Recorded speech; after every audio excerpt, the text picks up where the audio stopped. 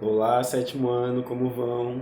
Sou o professor Bruno da Silva e hoje vamos falar de história, a revisão da nossa unidade 2, certo? Temos dois assuntos para tratar nessa unidade: renascimento e reforma religiosa. O Renascimento, ele começa no final da Idade Média, mas ele vai trazer características diferentes da Idade Média. Então, se no período medieval predominou teocentrismo, Deus no centro, no Renascimento vai predominar antropocentrismo, o homem no centro. O Renascimento vai valorizar o ser humano através do humanismo, por exemplo. E nós falamos em sala de aula que o humanismo começa no continente africano, porque é a valorização do ser humano. Então, quando tem o culto aos ancestrais, quando temos o enterro de pessoas queridas, o desenvolvimento e a proteção da família, das crianças, da natureza, o respeito pelas mulheres, tudo isso é a valorização do ser humano. É o humanismo de um modo geral. E também o humanismo é a valorização da razão, da produção que o homem faz, que as mulheres fazem. Então, outra característica do Renascimento é a valorização da ciência, diferente do período anterior medieval, que era a valorização da fé, certo? Isso vai acabar gerando conflito, porque a Igreja Católica vai perseguir cientistas, filósofos. Um grande exemplo é a disputa da teoria geocêntrica, a Terra no centro do sistema planetário, e heliocêntrica, o Sol no centro do sistema planetário.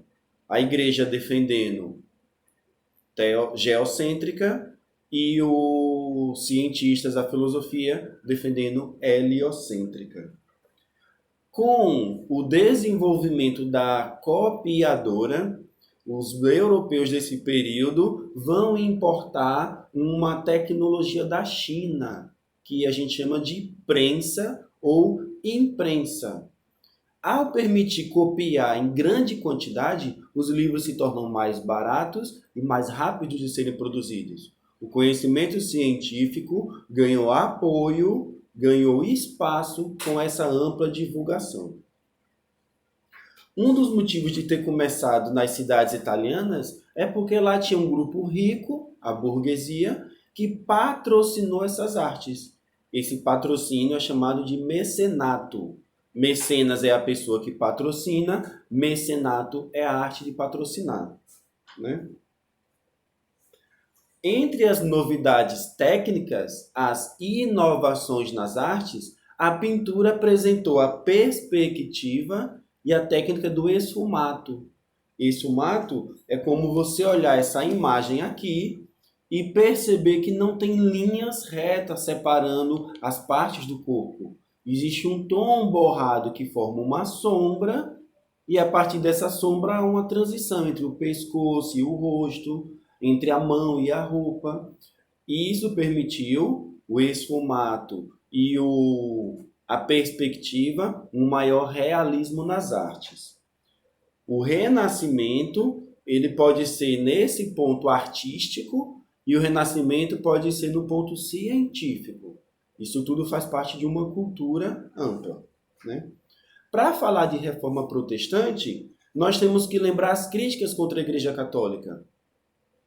O luxo da igreja, o acúmulo de riquezas, o abandono dos fiéis, que não tinham apoio mais da igreja, porque estava preocupado com assuntos políticos, com assuntos econômicos, o abuso de autoridade com a venda de indulgências, vender o perdão, cobrar para as pessoas serem perdoadas.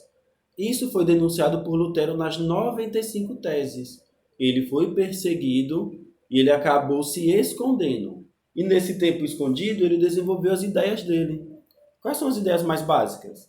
A salvação vem da fé, certo? Qualquer pessoa pode ler a Bíblia, e não apenas os padres.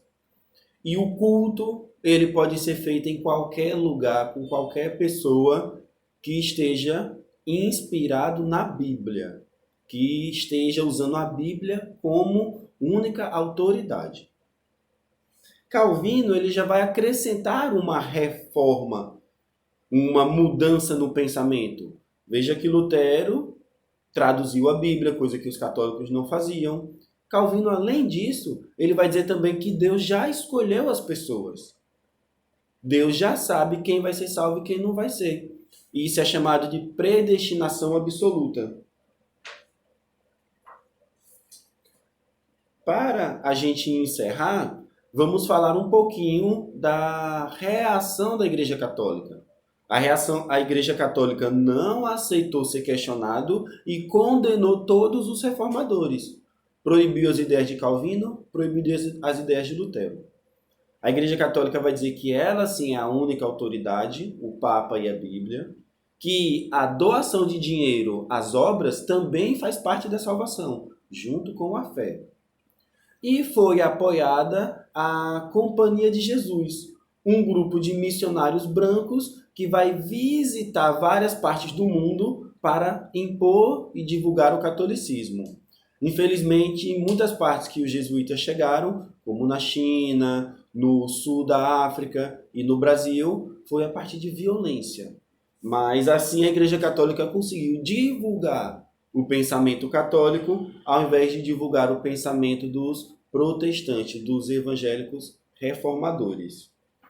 Isso chegou ao ponto de virar uma guerra religiosa, onde católicos em seu país matavam os protestantes, protestantes nos seus países matavam os católicos. São as chamadas guerras religiosas ou intolerância religiosa. Leiam o livro, lembrem as partes que nós grifamos e acompanhem também pelo caderno. A gente tem exercício e temos resumo dessa parte do assunto. Vamos voltar às aulas nesse novo ritmo e aos poucos a gente vai se adaptando. E não esqueçam, está chegando as avaliações da primeira unidade. Até a próxima!